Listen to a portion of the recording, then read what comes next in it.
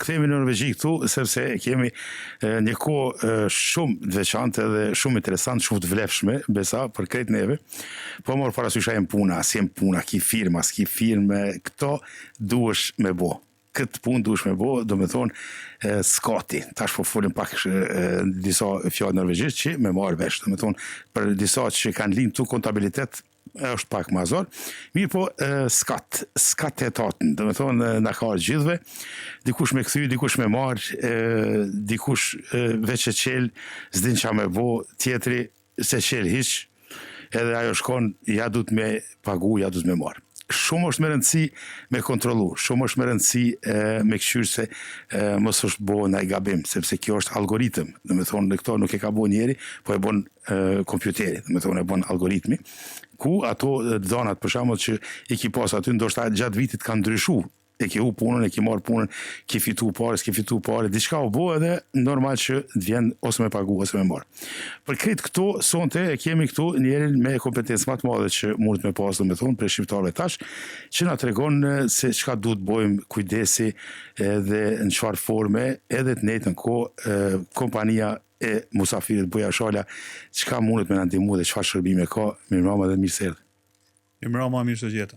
Mirëmbrëma. Mirëmbrëma Bujarin nga na ime, po Alush Bujarin kemi pas ndoshta disa herë, disa role tjera që i ka ndoshta në mesin e shqiptarëve, po edhe jashtë asaj domthon bizneset e tina që i posedon. Po kjo e treta që sonte e kemi në emision që ndoshta do ta kemi çdo vit, ose jemi shëndoshë mirë, do të na tregon neve shqiptarëve se si ti mos e kursejmë edhe lekt, ose do të kursejmë edhe lek, Alusha, kupton, jo do të presim që të marrin me çka kjo puna s'ka te kor që i thoti apo se në nivel se si vjen në Shqip kjo puna se në nivel se domethënë. Shqipi bjen vetë deklarimi i taksa. Po ashtu, domethënë neve gjithmonë kemi pas ndoshta qef edhe dëshirë të punojmë asa mundi me punu, të paguajmë ndoshta më pak taksa e më në fund të ankohemi për shkak se na ka ardhur ndoshta ajo si e them paguajmë edhe shtesë. Ne nuk kemi dëshirë të japim lek fund vitit. Është e vërtet me tush që njëri normal kur punon është mund me thënë njerëzore që do me pagu sa më pak, nuk po them që s'do me pagu, po sa më pak, por na jetojmë në një shoqëni që po dyshim që njëri duhet me punu sa më shumë që ka mundësi, dhe ato që punojnë shumë duhet të shpërblehen për këtë gjë, por sistemi i taksave i bazuar në vetë deklarimin është i ndërtuar në Norvegji që secili banor në Norvegji duhet me i kontrollu dhe me i deklaru si mas profilit ti personale dhe jetës ti personale. Sepse taksimin në Norvegji në një farë mënyrë është personal. Dhe ajo që i vlen për dikën nuk vlen për dikën tjetër, dhe ka shumë rëndësi që me e ba gjë, jo vetëm kur na vjen me kthy lek, por edhe kur na kthejnë lek, mos me kanë që hajde se po na kthejnë, kena me marr parë s'ka gjë, le. Atë duhet gjithsesi, duhet gjithçysh me kontrollu, sepse ka shumë rëndësi, pa marr parasysh.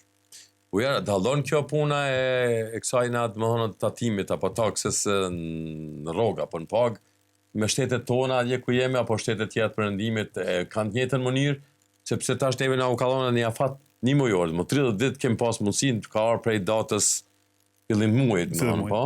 Edhe tjetë deri në fund prillit. Ashtu. Edhe tash ne do të kemi mundësinë të konsultohemi me ju, që jeni domosdoshmë profesionist në këtë drejtim, sepse këtu mund të bëjmë edhe gabime, ndoshta do të bëjmë edhe më tepër gabime. Tu menu që do të nxjerrim ndoshta lek, ja fusim disa prej atyre kodave që na mëson dikush prej rrugëve apo prej kafeneve dhe do të bëjmë ndoshta një gabim edhe më të madh. Alushi tha me algoritma shkon kjo punë, po ndoshta edhe i kemi edhe njerëz aty që kontrollojnë pastaj.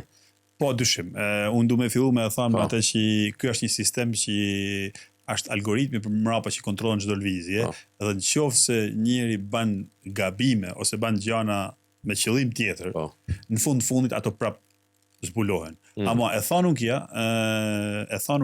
secili prej nesh vetëm duke respektuar ligjin brenda kuadrit ligjor, ka shumë mundësi për me bë zbritje, me bë një pasqyrë realiste, dhe kjo është një gjë që duhet të bë. Po me krahasu sistemin norvegjez në vendet tona ku jena mësuar, në Shqipni, Kosovë, Malezi, Maqedoni, këtu ana teknike është shumë më e thjeshtë, sepse gjitha sistemet flasin me njëri tjetrin. Nga ku merret rroga, nga ku janë të ardhurat, nga biznesi, janë sistemet e ndërlidhura. Ama nga ana tjetër, këtu ndryshe nga vendet tona, është përgjegjësia më e madhe personale. Sepse është një sistem i bazuar në besim, ku ti je detyruar me bë vetë deklarimin tënd dhe vetë deklarimi jot në fund të vitit kontrollohet me informacionin që ka shteti, edhe ajo duhet përputhet. Në momentin që kjo gjë nuk noll, atëherë ti je tu bë diçka që nuk duhet më bë. Është e paligjshme. Dhe ka shumë rëndësi që secili person duhet më bë këtë gjë brenda 30 prillit. Dhe kjo do bëhet se s'ban minimumi një vit. Dhe ajo që unë i them njerëzve të cilët po i ndihmoj këtë periudhë është që kur bëjmë deklarimin e taksave për 2025-ën, unë shoh edhe si janë taksat deri tash për 2026-ën. Dhe unë i pyes njerëz se si e mendojnë ata që kanë shku 2026-a, dhe nëse ajo që njerëzit mendojnë sot nuk ndryshon deri në vjesht, atëherë ato mundën me vazhdu lirisht deri vitin tjetër kur vijnë për takim. Ama në qoftë se gjatë vitit fitojnë më shumë ose më pak, ndryshon situata familjare, ata duhet prapë me taku një ekonomist, atakoj një bujar tjetër, nuk ka rëndësi, por duhet thjesht është përgjegjësia për taksat në Norvegji është individuale, nuk është e shtetit. Dhe ajo që të nis shteti është thjesht një shablon, është thjesht një estimat duke u bazuar në disa parametra që nuk është të thënë që i vlejnë çdo moment. Dhe shpeshherë është e gabuar.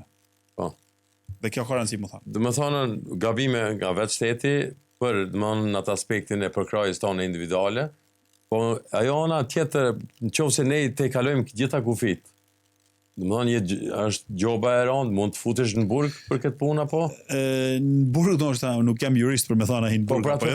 Por gjoba shumë e madhe.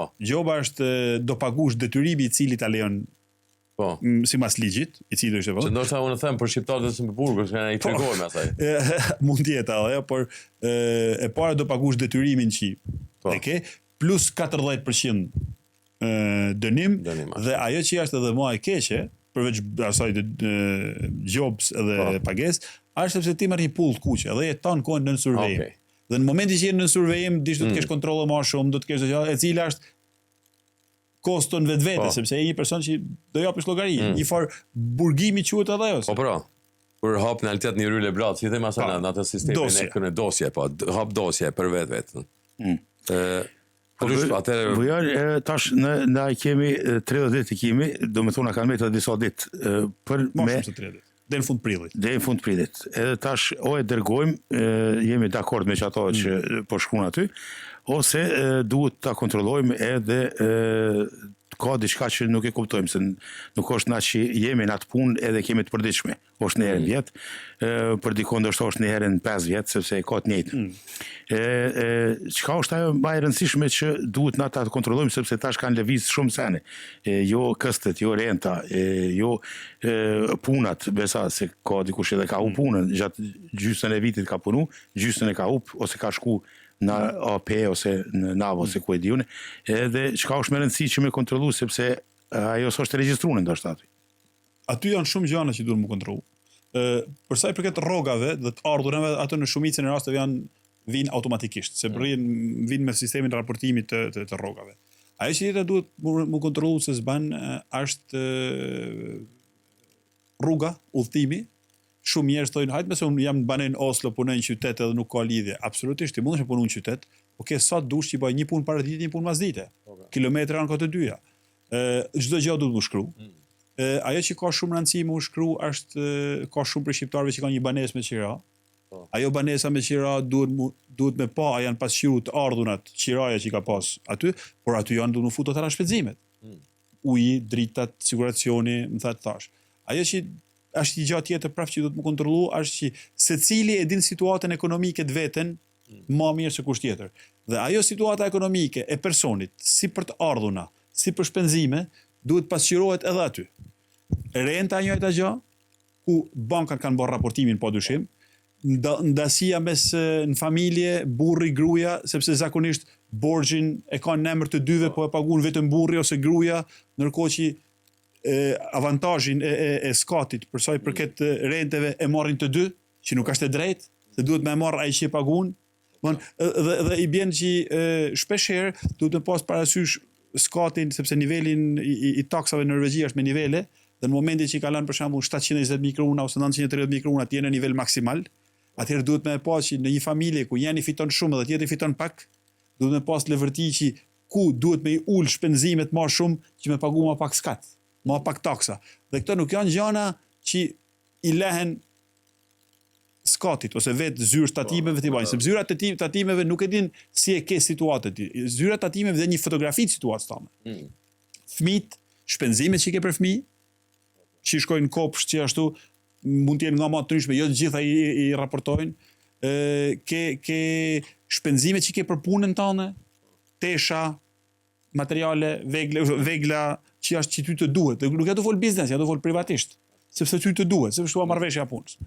Ka shumë cilët kanë një punë, por kanë një engagement fare ta, kanë një biznes të vogël, atëra ato taksohen në njëjtën mënyrë, deklarimi aty në të ardhunave, po dhe shpenzimeve, domethënë ka shumë parametra, dikun ku burri ose gruaja është në një punë normale, ose burri dhe gruaja është në pension, është në raport mjekësore, ka të bëjnë shumë, sepse të ardhunat nuk taksohen njësoj. Ardhurat nga pensionet kanë një vlerësim tjetër të taksave, kështu që janë shumë vlerësime që duhen mu bë për me thonë a është ekollajt, a është kjo më mirë apo jo. Pjesa më e madhe e njerëzve mundën me e bë vetëm këtë gjë, por një person që merret me këtë punë e bën edhe më shpejt edhe të siguron që kjo është bërë tamam. Prandaj duhen disa gjëra, unë kur flas me klientat, unë gjëja e parë që i pyes për me kuptu ekonominë personale, se në bazë të asaj që më tregojnë ata, unë di çka me bë. Sa e përket ne e dim parafërsisht se këtu në Norvegji tatimet apo skati në rrogë është goxha i lartë, nuk është edhe domethënë që temi çaq i lavërdi, apo them i kapshëm për çdo secilin.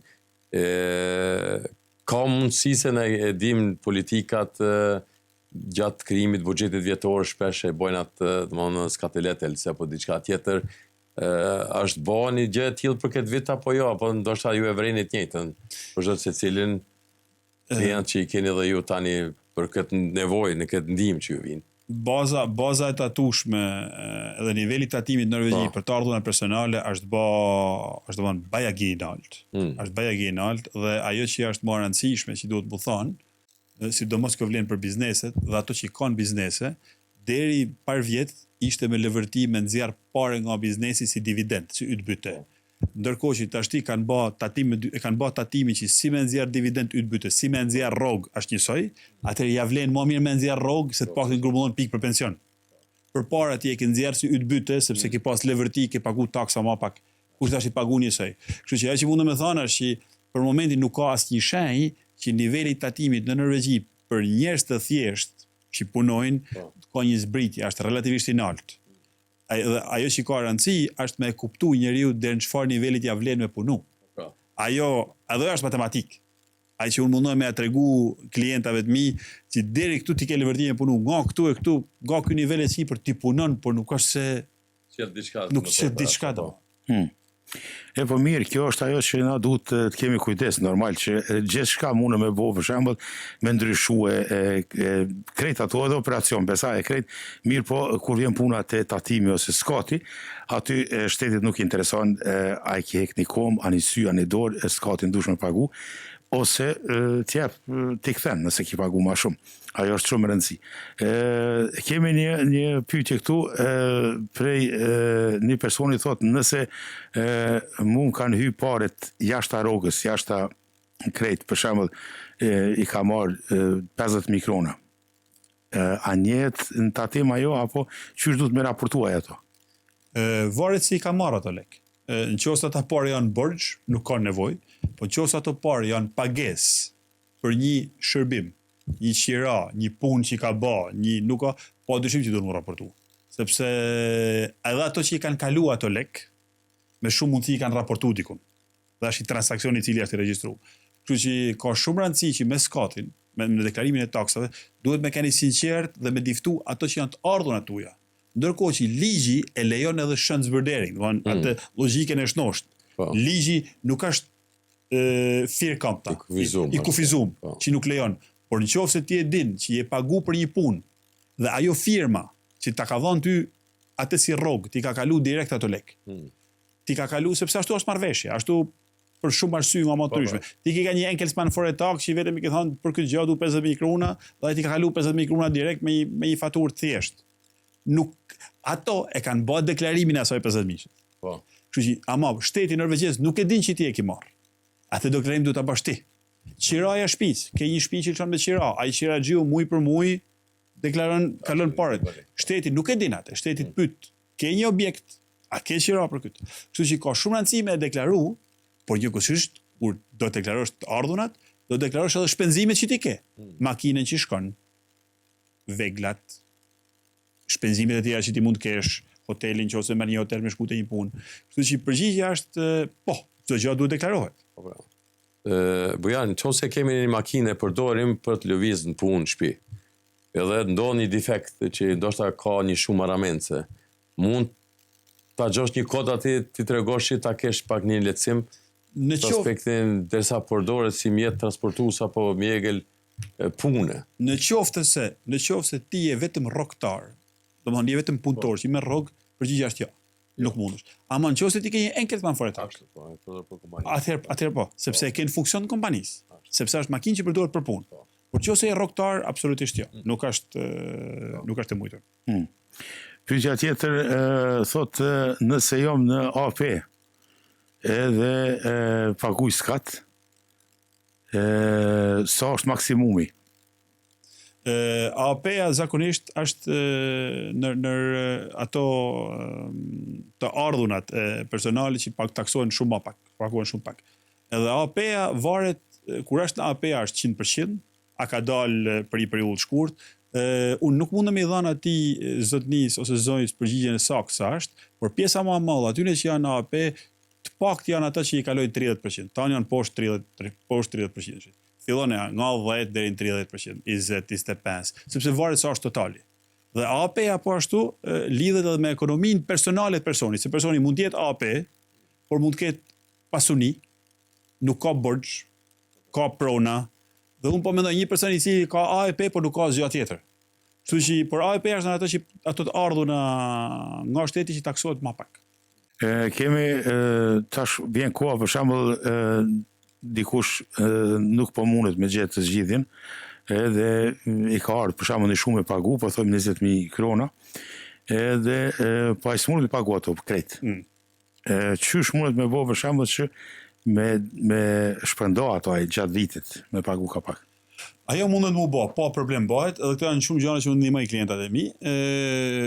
Shteti thëtë që në qoftë se ti e paguën mrena gushtit pak a shumë, është afati, gusht shtator, ti mundesh me nda, e ke 20.000 krona mundesh me nda në disa këste, sa ke mundësi, mundesh me pagu dhe ma vonë, por problemi është se po e pagu dhe ma vonë, interesi i këtij detyrimit nga shteti është 12.5%. Domethënë ti ke ma levërti me marrë një lonë, me pagu atë, se sa me pagu renten, interesin e skatit. Kështu që ajo që unë bëj për klientat e mi, unë i shkruaj gjithmonë zyrave të skatit, që i them, ky person don me nda, dhe është mirë me njoftu që ato me e ditë, sepse gjaja më e keqe është mos me pagu edhe me thënë, hajtë se do të paguj. Në momentin që ti nuk e pagun dhe shteti nuk e din pse ti si e do e pagu, ti automatikisht je të fut në një rreth të kuq pa kuptu. Po nëse ti i thu shtetit, unë s'kam mundësi me pagu, unë kanë ardhur 100.000 krona, nuk i kam. Do t'i paguj pak nga pak, ato e regjistrojnë aty në sistem që këtë do paguj. Dhe deri në gusht ti pagun pak nga pak, mbas gushtit ndoshta ti ke mundësi me marrë një lonë tjetër, një borxh dikun, dhe më mirë merr borxhin dikun dhe pagun këtë, se sa me pagu 12.5% interes. Se kudo që ta marrësh ke me marrë me 7, me 8%. Kështu që pa dyshim që bëhet, edhe për këtë unë i ndihmoj shumë klientat, sepse është një komunikim që duhet me pas me zyrat dhe duhet me njoftu për këtë. Kur duhet më njoftu kjo, brenda këtij afatit? Kjo duhet brenda datës 30 prill. Kur ti bën deklarimin e taksave dhe ti e din që i ke me i kthy ose ke me marr, në momentin kur unë ja bëj deklarimin e skatit, edhe i pyes ke me kthy 100.000 krona. A do më pagu? Do kam të më pagu. Kur mundesh me i pagu? Po ndoshta më duhet një vit. Atëherë unë i shkruaj, okay, them dakord, po më do një vit, njoftoj skatin, i them që ne do mundona me pagu me disa këste brenda gushtit, mbas asaj po mundona me rregullu dhe në atë moment mbyllet ajo çështje. Atëherë është detyra e personit që me gjet paret për me bë pagesat sipas mundësisë që ka. Neve ndoshta bëjmë edhe gabim vetë në atë aspektin sepse çdo vit fillim vitit, domthonë muajin e parë vjen edhe ajo karta e tatimit, skatekort, me dy mundësi, domthonë dy alternativë zgjedhje. Edhe në atë aspektin tabelar, apo edhe një shumë caktuar në përqindje. Tash cila është ajo, domethënë më e kapshme për neve që bëj kësaj problematike në fund. Kjo është një ndër gjërat që unë hasi për ditë. Është një problem shumë i madh, sepse shumica e klientave të mi vinë me tabelë. Ndërkohë që shumica e njerëzve në Norvegji duhet të pas përqindje. Sepse ti ke një punë që e din. Puna standard, rroga standard, ke pak overti, ke pak gjëra, po është e parashikueshme. Problemi me tabelën, tabela nuk ka një tabelë. Se krejt thonë bujare ka me tabelë, nuk ka një tabelë, ka 30 tabela. Dhe tabelat varen nga situata ekonomike, familjare, gjendja civile janë shumë arsye. Por tabela vlen në shumicën e rasteve kur ti të ardhurën aty ke shumë të pa parashikuar dhe që shkojnë nalt e poshtë. Por numri i njerëzve që kanë të ardhurën shumë të pa parashikuar janë shumë pak. Dhe duhet me kanë situata shumë specifike që me të përshtat tabela specifike, se nuk është një tabelë. Ndërkohë që të njëjtin informacion, kur e jep zyrave shtetit, mundesh me i thonë, me këtë informacion nuk du tabel, po du përqindje. Dhe shteti prapë të jep një përqindje e cila reflekton realitetin, por realiteti reflektohet në bazë të informacionit që i jep ti. Ti mundesh me thonë, sepse tabela duket mirë kur të merr pak skat. Por kur të merr shumë skat nuk duket mirë. Dhe tabela, ndryshe prej përqindjes, nuk niset te historiku jot dhe te ajo që i ke raportuar ti. Tabela niset sa lek merr ti sot. Nëse po morre pak, është ndryshe. Po morre shumë, është ndryshe. Ndërkohë që përqindja e ke 30%, a fiton 100.000 kruna, a fiton 20.000 kruna, 30%, ose 25, ose 35. Kështu që unë i këshilloj sa më shumë që munden me bë përqindje. Është më e parashikueshme. Edhe është më kollaj për personat me ditë. Unë e kam rrogën kaq shkojnë skat, me tabelë ti nuk e din. Kur ndryshon rroga nuk e din. Kjo është mirë për shembull që e kemi bujarin edhe tash për shumë neve ndoshta halo është diçka që thonë e pa kuptueshme se ka dikush nuk mundet me kuptu edhe sa dush më ja shpjegu se ka shumë sene, shumë faktorë aty edhe për mos mu los shumë edhe mos me lodh kryt edhe shëndetin, atëherë është mirë pra mu drejtu te kompania bujarit edhe aty janë personeli që shumë shpejt e gjejnë mënyrën që të tregojnë që ta hekin një dert ma, sepse ajo derti është si smuj. Dhe me thonë, ku je, çfarë mundësi e ki, çfarë gabimi ki bo, edhe për shembull çka mundesh mos me bo tjetër herë gabim. Është për rëndësi. Tash po folën për ata që kanë me pagu. Edhe ata ndoshta që janë 0-0, ajo është më e mira ndoshta. Por ka edhe ata që marrin. Ajo është plus, ata s'folin hiç. Po në rastën e shumë ta për shembull gjithmonë ki fillon dikon 2.000, 3.000, mandena dikush e ka edhe 200.000. Po çuçi kemi kompanitë për shembull, çka duhet ata e kanë po më duket më të shkurtë afatin. Kompanitë kanë praktikisht më gjatë, kanë deri me 31 maj, por e njëjta gjë është për kompanitë. Kompanitë do të bëjnë deklarimin e taksave dhe ato që janë klienta që unë ndihmoj më shumë janë ato që janë enkeltmanforetak ose kompani të vogla. Sepse ka shumë kompani shqiptare që nuk kanë nevojë për regnskapsfer, mundën me marrë regnskapin vet. Kompani me 1-2 punëtor, që nuk ka, pa ato do ta bëjnë deklarimin e taksave gjithsesi, njësoj si kompanitë e mëdha. Edhe është me shumë rëndësi me e bë. Shumë rëndësi me e bë dhe afati është deri në fund të majit. E kanë deri me 31 maj. Por klientat tonë janë kryesisht janë edhe kompani, pa dyshim që ato kompani që kanë një regnskapsfer, atë është pjesë e punës përditshme. Por pjesa më madhe janë kompani të vogla, të cilat bëjnë deklarimet e taksave çdo vit. Mundohen me majt regnskapin vet, domethënë kontabilitetin vet, sepse janë më shpenzimet sa më poshtë. Sa i përket kemi djem tanë të ri që shpenzojnë lekë dhe dëshirojnë që një mundësi e parë që t'u jipet, blejnë ndonjë apartament, banesë apo diçka tjetër. Po për një kohë derisa i shpenzojnë ata paguajnë shtesë në tatim, i kanë për shembull i kanë futur për këto llogaritë sikur është kjo BSU për shembull. Po dyshim, ata janë paret kursyme. Në BSU një në rastet Do të paguhet çdo vit për atë lekë që ke aty derisa e din që do të duhet një sumë 10% me kohë. Ato kurset, i fakti që ti ke në BSU, ti ke një skatë fredrag të ulet taksa, por në momenti që ti blen një shtëpi, atëherë ndron mandajna, atëherë ndron edhe pagun rentet edhe janë rentet ato që ulen. Por sistemi është i ndërtuar me paret e kursimit dhe BSU, sidomos për trit në moshën 31-34 vjeç, është me të ndihmu me grumbullu lek për me blej shtëpi. Mandaj nëse ti e blen këtë shtëpi dhe lëshon me qira, atëherë edhe kjo duhet deklarohet. Të ardhunat edhe shpenzimet, ato që ke pagu, edhe shpenzimet janë uji, drita, çdo gjë që ti e ke pagu dhe jo qiraxhia, edhe mobilimi i shtëpisë. Se nëse ti e ke mobilu për me lëshu me qira janë shpenzimet që ti ke pas. Çdo shpenzim që ti ke pas për me kriju atë të ardhun, atë intekt, çdo shpenzim duhet futet aty. Aty duhet futet.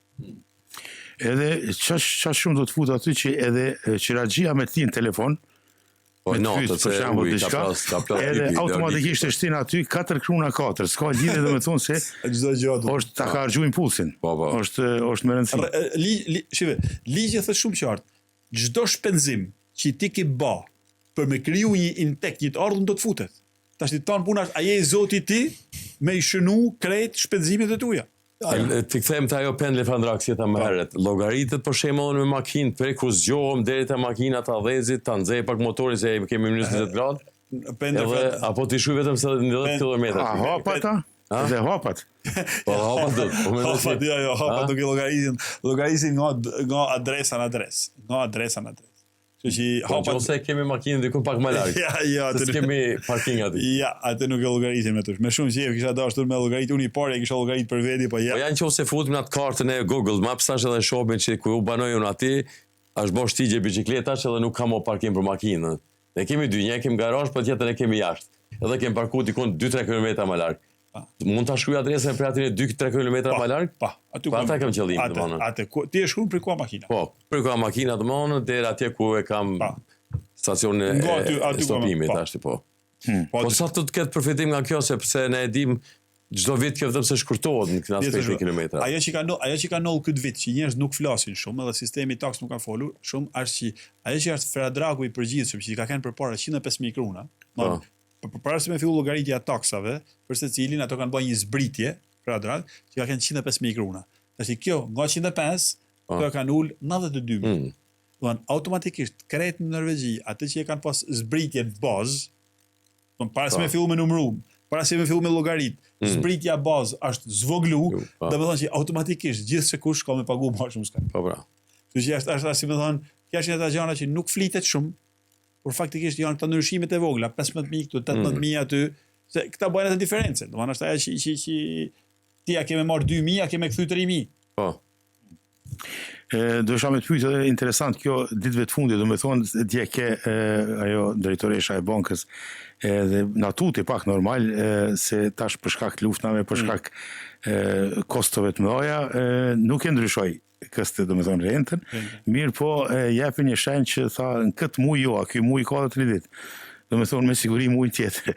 Çka duhet kemi ne parasysh se mundet me kjo me or për shkak këto murit renta edhe prap jemi kthy. Ajo që duhet të pas parasysh është ajo që vlen për 2026 që u thash, ku unë i them të tanëve që kanë mundësi o me e bë vet, ose nuk din me e bë vet, me kontaktu mu ose një bujar tjetër, këtë dojnë ata, po të kontaktojnë një person që e njeh punën, duhet pa dyshim me rregulluar skati, sepse kur rritet renta, kur rritet interesi i bankës, rriten edhe shpenzimet, dhe duke u rrit shpenzimet e borxhit, mundet rritet edhe sasia e lekëve që mundet me u zbrit, mundet zvoglohet skati. Edhe kjo ka shumë rëndësi me e thënë këtë gjë. Shpenzimi total për personin dhe familjen rritet, por nga ana e taksave, duke u rrit renta duhet më ul taksa. Sepse i tillë është 22% e rritjes do t'i kthehet mbrapsht qytetarit. Edhe në qoftë se ju rritet renta, interesi i kredis, ju duhet me ndryshu skatin për vitin. Dhe kjo vlen për 2026-ën. Sepse kur vjen fundi i vitit dhe bëhet deklarimi i taksave për 2026-ën, atëherë çdo gjë është e raportuar ashtu si është ka kanë realitet. Por atëherë është tepër vonë. Atëherë ndoshta ki pagu më shumë ose më pak. Edhe vjen ajo situata. Ju si ekonomist jeni tash duhet na jepni edhe një këshill tjetër. Alushje cekun, qofse se është para parë deri në qërë shoqet këtë rritjet pat interesit kredis, a e preferoni që të ngrihet një pjesë e borxhit apo të vazhdohet me këtë borxhin anuitet si të të pjeshëm? Unë mendoj që ngrimja e borxhit është një pjesë që lidhet në ekonominë personale të secilit. Nëse personi ka një ekonomi të mirë dhe stabile, po ka nga ata që kanë ndoshta më tepër sa duhet atë borxhin duke menuar se me këtë interes mund t'ja kalojmë. Pikërisht pra atë po them, nëse një person ka një ekonomi të mirë dhe stabile dhe duron një rritje borxhit 2-3%, atëherë më e mira është me e lënë rentën, interesin lirshëm, sepse on the long term, me pa në afat gjatë është më e lira. Çohet ulet, dhe në total është më e lira. Ama një person i cili ka marrë borxh edhe ka menduar që unë paguaj këtë borxh me këto rente dhe rritet me 1%, është problem, atëherë është më mirë me ngri 1%. Por në një situatë sikur tani, kur flitet që ka probleme, edhe ngrimja e borxhit është në një nivel të lartë. Kështu që ndoshta në shumicën e rasteve është një kombinim që nuk e me ngri krejt borxhit, por ngrin vetëm një pjesë. Dhe kjo ton varet ekonomia personale. Sa më sorbart, sa më gjakdershëm ta kesh. Sa më të dopt ta kesh ekonominë, aq më e rëndësishme është me i pas ardhunat fikse. Në mi pas të shpenzimet fikse, edhe pse të nalta, po i ke fikse. E din sa janë. Po kjo ishte ajo pra e tëra që faktikisht ka qenë edhe koha për me bo këtë emision me Bujarin, sepse është sezona që e quajmë si sezona gripit, po ky grip është shumë i keq. Do me thonë, ki kujdes dhe me njerë sonte ose nesër qele, se të ka arë nështë SMS ose diçka, po ajtë ki thonë se afati afrohet shumë shpejt. Qele edhe bone një kontrol, nëse nuk merr diçka vesh, nëse nuk kupton s'ma merr që kupton krejt, se ka shumë aty pjesë matematika ndryshme, kontaktoj Bujarin edhe nuk do me thonë që vetëm Bujari tu që kemi, po Bujari tha vetë, o mu një bujar, ose që një bujar tjetër, është shumë e rëndësi nëse nuk e din për shembull vetë. Ajo që du me thonë, Alush ti e ceke vetë, the puna gripit, kjo puna ekonomistit duhet me kuptu është pak si puna doktorit. Ti kur shkon te doktori, kur shkon që je llom kret, ai çka ka me të bëj? Ai ka me të thonë, o ke me dek, o ke me bë operacion, o diçka. Ton qëllimi është me parandalu, me i dal punës parë. Edhe kur shkon te ekonomisti, mu vin klienta më thonë, o bujar, aty ja ke rregullu me i kthy, mu s'ma ke rregullu. I them unë, po ti kur shkon te doktori, dikush është me zemër, dikush është me mbushkni, dikush ka diçka tjetër. Dhe ka rëndësi që kjo është fiksi puna doktorit. Ti duhesh me ne jetojmë në një shoqëni ku kontrolli i taksave është një diçka që duhet të bëhet çdo vit. Ti shkon te doktori dhe doktori në këtë mes thot, je shumë mirë. Shkon në shtëpi, po do ta pagush atë konsulencën. As tu kemë marr hapa, je mirë më valla. Ai mund të thot, je i smur, kjo është receta, do bash këto gjëra dhe rregullohet. Do ta pagush atë. Ai do të thotë, je i smur, por s'kam ç'a të bëj. Ke marru me tana, nuk kam që me të bë, prap do ta pagush konsulencën. Ne duhet me e pa këtë gjë si një shërbim që duhet mu bë, sepse mos me e bë, kushton shumë më shtrejt. Ky është dallimi, dhe ti ta thënë si puna gripit, kja praktikisht, unë shpesh këto fjalë që po i them, do ja them edhe klientave të mi, është si me shku te doktori më valla. Po, është ajo tjetër që rutin, kontroll rutin. Derisa doktori ka pacient, ju keni klient. Ju keni klientelën, po ata duhet të jenë sinqert. Se sa ma mirë ta tregojnë rastin, ma let do ta kesh edhe doktori pyet, më trego analizat, thët shko bëj analizat, po tash ti mos shko futja raki, edhe bën analizat. Ti bani analizat kur dhe doktori rrezull, dhe doktori shef analizat, dhe doktori përdor 5 minuta, me të thonë ke kyt. Edhe unë du me më tregu historinë tënde, dhe mu nuk më duhen ma shumë se 10 minuta me kuptu se çka duhet me bë. Se normal është bërë shkolla për atë punë. Dhe kjo është me rastin e doktorit është mënyra më e mirë me shpjegu, me parandalu, me i dal punës para. Dhe parandalimi është mos me të ardh ty me kthy 200.000 kruna, 100.000 kruna, pjesa më e madhe njerëzve nuk e kanë atë mundësi. Fakt. Bujar, si mund gjejnë gjithë ta për shembull që kanë dëgjuar sonte dhe kanë probleme në atë aspektin e van nivel se po njerëz mundën me më kontaktu Bujar Shala në Facebook, në Instagram dhe deri më sot krejt që më kanë taktuar një përgjigjem tanëve, Po. për ma shumë një pjesë e kanë edhe numrin e telefonit, po nëpërmjet Facebookut, unë e kam nxjerrë lajmërimit të shqiptari, shqiptar norvegjik, këto faqet tona shqiptare, ato që kanë nevojë, pa dyshim mundën e më kontaktu, edhe unë kam me ba maksimumin tem që me ba ajo që i lejon ligji, brenda rregullave të lojës, që ato me të kënaqur edhe me i bë gjëra si duhen. Po kjo ishte ajo tëra, pra me Bujarin përfundojmë ka dale edhe son të emisionin, kështu që i keni kujdes, qele pak shpëtoj, tash lej televizionit, lej ato scrolling, kultur scrolling, që po thirret për shembull, me marrë me gisht aty, edhe me që të gishtin aty ku duhet që tash momentalisht, është shumë e rëndësi. Po ja faleminderit shumë, edhe me siguri se do të kemi emisione edhe tjera, po ka dale duhet ta bëjmë ndoshta një podcast që me hi pak ma fell, me spjegu këtë punën, sepse kjo smuje ka shërim, po mundet edhe mos me pas shërim. Faleminderit shumë, suksese, edhe me siguri se do të shihemi herave tjera. Shumë faleminderit Salush, shumë faleminderit me tosh, ishte kënaqësi si gjithmonë, edhe ju uroj tonë shqiptarëve sa më mirë se Albanives. Faleminderit shumë, vikend këndshëm ti me familje.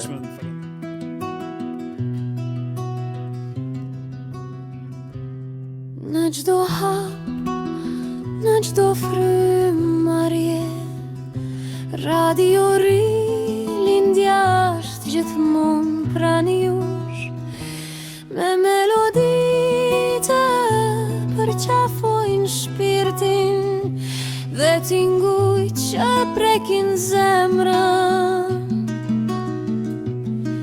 Ne sjellim emocion dhe bashkim, emëri vetëm qëndrese përbashkë. Radio